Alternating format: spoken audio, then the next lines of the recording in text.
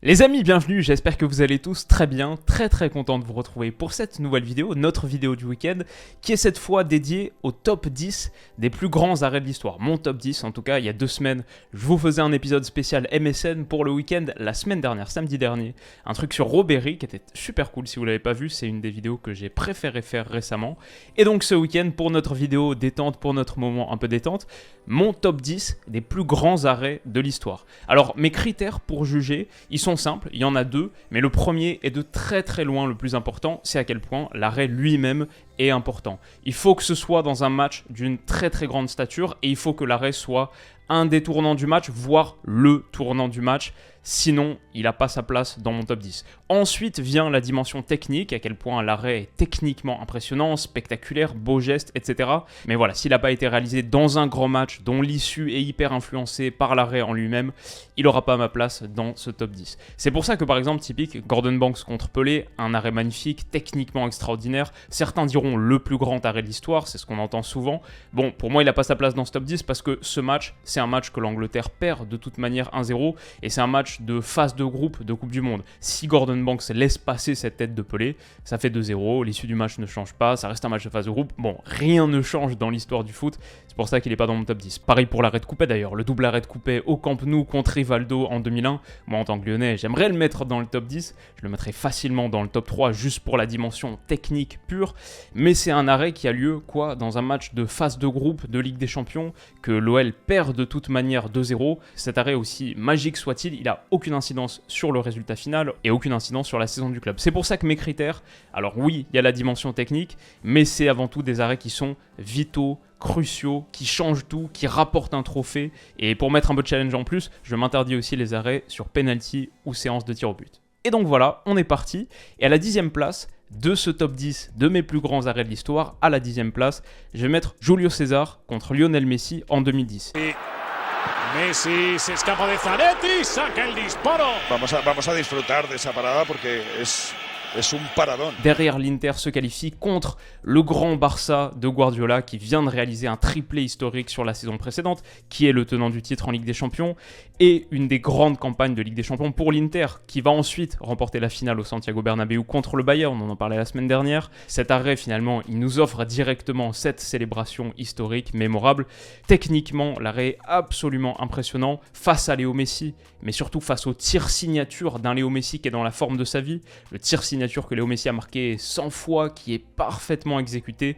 La détente est splendide, il détourne le tir du bout des doigts en demi-finale retour de Ligue des Champions au Camp Nou contre Guardiola Mourinho. C'est dur de faire mieux et pourtant on n'est qu'à la 10e place. À la 9e position, Dino Zoff contre Oscar en 1982. En quart de finale de Coupe du Monde 82, donc l'Italie rencontre le Brésil de Socrates, Zico.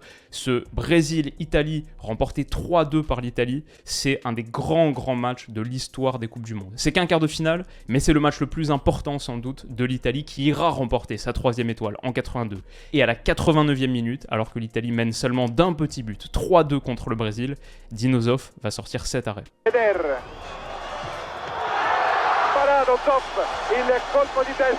Pour ensuite permettre à l'Italie d'aller gagner le mondial, quand on sait que Dino Zoff aussi sort cette parade à 40 ans, lui qui est né en 1942, qu'on voit ici soulever le trophée. C'est un énorme moment d'histoire de Coupe du Monde, peut-être un petit peu moins connu que d'autres, et c'est pour ça aussi que je voulais le mettre en valeur. C'était la 9e position. À la 8e place, Manuel Neuer contre Karim Benzema. Je crois que l'image, tout le monde l'a en tête, cette parade bras ferme, levé sur la tentative de Karim Benzema. Moi, ce que j'avais oublié par rapport à ce tir, c'est qu'il intervient dans les 15 dernières secondes du temps additionnel de ce quart de finale de Coupe du Monde. Une Coupe du Monde que l'Allemagne ira remporter dans la foulée. Et ce duel Benzema-Neuer, c'est un duel entre deux des hommes qui ont défini la décennie footballistique. Mais pour moi, ce que fait Neuer au Brésil cet été-là, non seulement permet à l'Allemagne d'aller remporter ce titre, mais fait passer un cap au poste de gardien. Il est ce mec hyper solide sur sa ligne, mais aussi qui s'exprime dans toute la moitié de terrain allemande. Son match contre l'Algérie, c'est un des grands matchs de gardien de l'histoire des Coupes du Monde. Il n'y a même pas tant d'arrêts décisifs sur sa ligne que ça, mais il est de partout. Et j'ai hésité à inclure en guise d'arrêt sa sortie au devant de Sofiane Feghouli dans les toutes dernières secondes du 8e de finale contre l'Algérie, où l'Allemagne est à 0-0. Si elle encaisse là, pas de prolongation, pas de titre mondial pour cette génération, et ça passe pas loin. C'est grâce à la lecture, à la vision, à l'anticipation de Manuel Manuel Neuer, à sa sortie, au geste, à ce qu'il exprime et ce qu'il imprime sur les attaquants adverses aussi. Toute la partie de Neuer face à l'Algérie en 2014 est immense, rentre tout de suite dans le panthéon des performances des gardiens de but au XXIe siècle.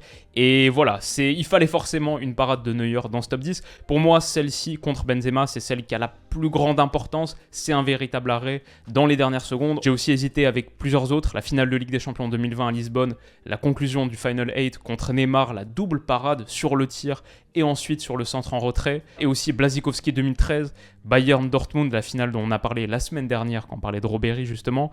Énorme arrêt du pied sur Błaszczykowski. Mais ça aussi, c'est en début de finale de Ligue des Champions. Et je considère la Ligue des Champions aussi un cran plus bas par rapport à l'histoire du foot que la Coupe du Monde.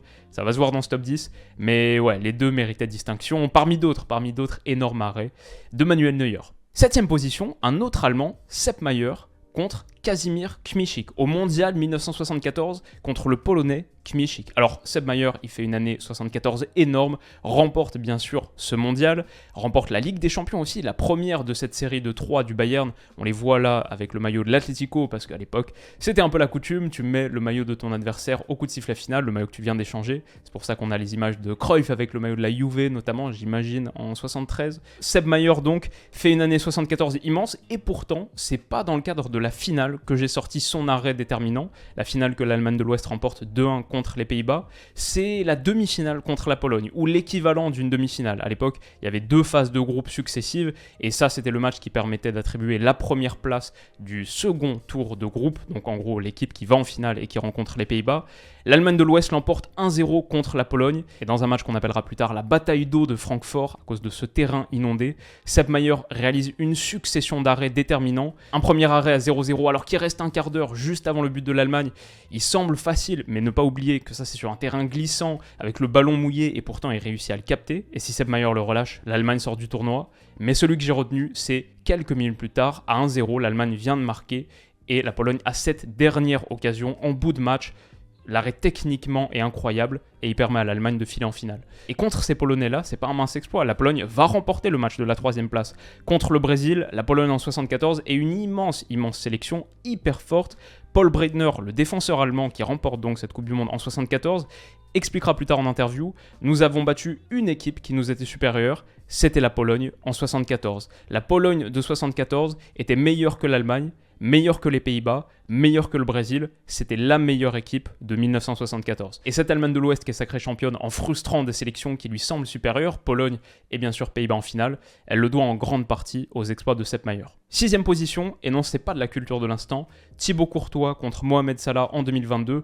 Le tournoi de Thibaut Courtois dans son ensemble lui permet de remporter le prix Yashin, 2 meilleurs gardiens de l'année 2022, mais sa finale contre Liverpool, juste la finale, c'est sans doute la plus grande finale de l'histoire de la Ligue des Champions disputée par un gardien. En tout cas, jamais un gardien n'avait réalisé plus d'arrêts en finale de Ligue des Champions. 9, 24 tirs à 4 pour Liverpool. Le Real Madrid a une seule tentative cadrée dans le match et elle l'emporte pourtant grâce aux exploits successifs de Thibaut Courtois. Il y en a une myriade, c'était dur de choisir un seul arrêt dans ce match, mais celui que j'ai envie de retenir finalement, c'est le dernier. C'est celui-ci contre Mo Salah qui est absolument crucial, vital. Je pense que si Liverpool égalise là, il remporte la finale. Le Real Madrid n'a plus rien à proposer et techniquement, le bras droit, je crois qu'il n'y a que Courtois qui peut sortir cet arrêt-là à ce moment-là. Il est absolument magique, peut-être la plus grande campagne de Ligue des Champions de l'histoire pour un club.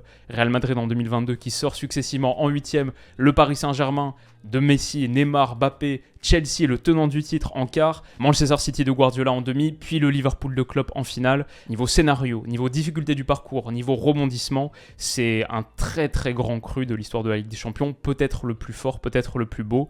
Et si on doit sortir 2 hommes du lot, c'est évidemment Karim Benzema, mais c'est aussi bien sûr Monsieur Thibaut Courtois, qui a été absolument magique. Et son arrêt contre Chelsea m'a opposé par exemple en quart de finale, le penalty qu'il arrête de Messi en 8e contre le Paris Saint-Germain, son arrêt contre Grealish, demi-finale retour, qui garde le Real Madrid dans le match, qui lui permet de rêver d'un scénario invraisemblable. Mais pour moi, la meilleure parade, c'est bien celle qu'il sort contre Salah. Il nous en reste donc 5. Si vous voulez prendre un petit moment de pause pour réfléchir, quels sont ces 5 derniers arrêts? Bon, vous en avez un ici. Je crois qu'il y en a 4 sur les 5 qui sont faciles à deviner. Le 5e peut-être un peu plus difficile en fonction de votre connaissance de l'histoire du foot. Mais 5e position, moi j'ai mis Buffon contre Zidane en 2006. Cette parade, elle est magique pour tellement de raisons. parce que ça aurait pu être le vrai coup de boule de Zinedine Zidane, celui qu'on retient, parce que c'est aussi le meilleur joueur de la compétition contre le meilleur gardien du tournoi, qui, contre la France en 2006, fait pas le match de sa vie, il est bien meilleur en demi contre l'Allemagne. En demi contre l'Allemagne, il est incroyable, j'ai hésité même à privilégier un de ses arrêts sur la demi, mais celui-ci est tellement historique, légendaire, c'est celui qui détermine l'issue de cette Coupe du Monde. Peut-être que le truc qui m'empêche de le mettre plus haut, même si c'est en prolongation de finale de Coupe du Monde et que ça ressemble vraiment à un but en or sauvé, le truc qui m'empêche de le mettre plus haut, c'est peut-être que techniquement, il n'est pas aussi impressionnant que d'autres. La tête est réalisée depuis une position un peu distante, peut-être qu'elle est plus spectaculaire à sortir que vraiment techniquement difficile. Après, j'ai pas envie de mettre en question la qualité du réflexe quand même, et la parade, elle est solide, ferme, le bras est tendu, et il ne flanche pas.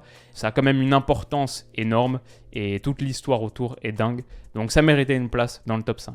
Quatrième position, j'imagine que celui-là, vous l'aviez aussi, Dudek contre Shevchenko, finale de Ligue des Champions 2005, le double arrêt, la double parade, d'abord sur la tête, et ensuite sur la reprise à bout portant, 118e minute de peut-être la plus grande finale de Ligue des Champions de l'histoire, de peut-être top 2, top 3 des plus grands matchs du 21e siècle tout court, dans les derniers instants, l'arrêt déterminant face à l'immense Milan AC. En plus, quand on connaît le rôle que Dudek va jouer sur la séance de tir au but, où il sort à nouveau une tentative de Shevchenko, donc l'histoire là aussi elle est belle, et Shevchenko, à cette époque, c'est pas n'importe qui, c'est le Ballon d'Or en titre. Alors on monte sur le podium maintenant, Casillas, Robben 2010, évidemment cette image, évidemment la parade du pied droit d'Iker Casillas, le face-à-face contre Robben qui est lancé dans la profondeur entre Capdevila et Piqué et qui dans le dernier tiers de cette finale de Coupe du Monde va échouer face au pied tendu d'Iker Casillas. C'est un arrêt qui permet à l'Espagne d'aller chercher la seule Coupe du Monde, la première et la seule Coupe du Monde de son histoire. C'est un arrêt qui prive les Pays-Bas jusqu'à aujourd'hui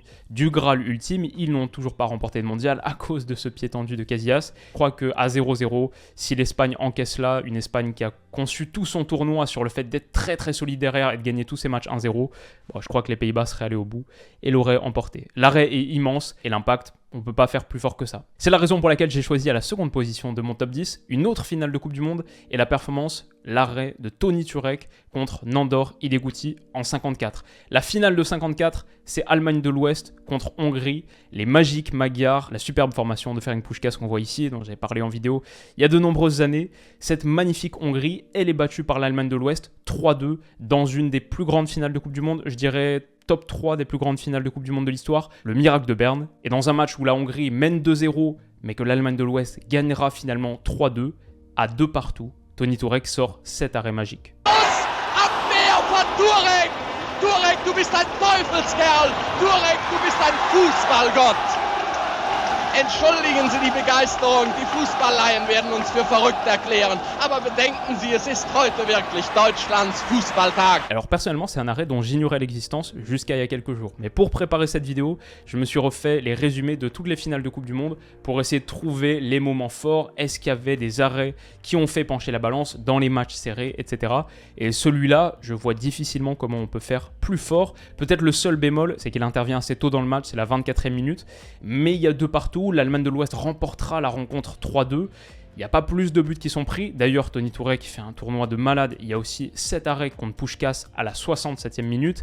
Et celui-ci, un autre bonus contre Gibor à la 90e minute.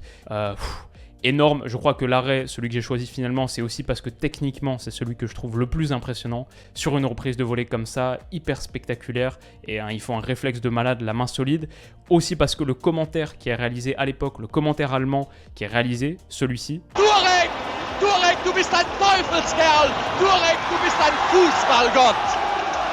Turek, le Fußballgott, le dieu du foot, c'est un des plus grands moments de l'histoire du commentaire allemand, du commentaire sportif allemand, de ce que j'ai lu dans le cadre de mes recherches, etc. Donc il y a eu en plus ces mots qui ajoutent une dimension légendaire. Et voilà, c'est en finale de Coupe du Monde pour la première victoire de l'Allemagne en Coupe du Monde. Sa toute première étoile, c'est dingue de penser ça des Allemands. Oui, il y avait un moment, il y avait une époque où ils n'avaient toujours pas gagné de Coupe du Monde. Et la première, elle est marquée à jamais par ses exploits d'Anton Toni Turek. Et donc oui, à la première position, et je peux le dire avec parfaite sérénité, sans aucune culture de l'instant, sans aucun biais récent, oui, c'est Emiliano Martinez contre Randal Kolo Muani, oui, ça fait mal, mais bien sûr que cet arrêt est le plus grand de l'histoire. Comment est-ce que ça pourrait être autrement ? 123e minute, 120 plus 2,41, 2,42, 2,43 de la plus grande finale de Coupe du Monde de l'histoire, et Randal Kolo Muani à la balle de 4-3. S'il marque là, c'est la dernière fois que le ballon est touché de la partie. C'est la dernière occasion du match, et le tir de Randal Kolo Muani, il n'est pas raté. Cette tentative, elle est cadrée, elle est dangereuse. Il n'y a sans doute pas beaucoup mieux à faire. C'est simplement qu'Emiliano Martinez sort un pied magique, se détend parfaitement. L'image en plus qu'on en a retirée, elle est spectaculaire. Alors oui, Emiliano Martinez, on peut ne pas l'aimer pour tout ce qui a suivi. Et je peux être d'accord aussi. Mais en plus de ça, derrière, ça amène l'Argentine en séance de tir au but où il est à nouveau héroïque, décisif. En l'espace de 15 minutes, entre cet arrêt magique et ensuite la séance de tir au but, il vit le paradis, le Graal, le summum pour un gardien de but, pour un gars qui exerce sa fonction. Et il n'y a pas eu de plus grand arrêt pour moi. Dans l'histoire du foot, je crois que c'est assez clair. Dites-moi ce que vous en pensez, peut-être que vous n'êtes pas d'accord, j'aimerais beaucoup entendre vos raisonnements. Faites-moi part des autres arrêts que vous mettriez dans ce top 10 aussi, en utilisant mes critères. Donc je veux des arrêts déterminants qui changent le cours de l'histoire et qui sont en plus techniquement très très forts. Je suis sûr que j'en ai raté des dizaines, des centaines, parce que ma méthode pour les trouver n'a pas été parfaitement rigoureuse. J'ai regardé en gros les finales de Coupe du Monde, les finales de Ligue des Champions, mais j'ai même pas vraiment regardé les finales d'Euro, Copa América, Libertadores, Cannes, etc. Donc je suis sûr qu'on peut trouver des trucs encore plus intéressants et qu'on pourrait enrichir ce top 10, peut-être en faire une autre vidéo. Mais quoi qu'il arrive, je ne suis pas fâché de mon top 10. On a plusieurs des très très grands moments de l'histoire. L'école allemande est bien représentée, je trouve ça c'est cool, avec Tourek, Maier, Neuer.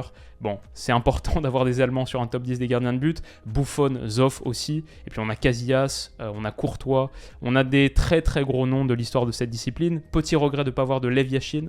Mais j'ai pas trouvé un arrêt énorme, décisif, déterminant de Yashin. Sur l'Euro 60 par exemple, j'ai regardé un peu les highlights de la finale contre la Yougoslavie. Mais j'ai pas trouvé deux trucs vraiment qui sortent du lot. Les images, c'est plus difficile aussi dès qu'on retourne un petit peu trop dans le passé, avec Yashin en l'occurrence. Mais bon, dites-moi ce que vous en avez pensé. Est-ce que cette petite vidéo vous a plu? Si c'est le cas, n'hésitez pas à mettre un petit pouce bleu. Faites-moi part de vos impressions en commentaire. Ça fait toujours autant plaisir de lire des commentaires positifs, vraiment. Ça donne beaucoup d'énergie, de force et de motivation. Donc n'hésitez pas. Et voilà, on se retrouve très très vite pour la prochaine. Abonnez-vous à la chaîne pour ne pas rater tout le contenu qui arrive. Et je vous dis à bientôt, passez un excellent week-end. Prenez soin de vous. Bisous.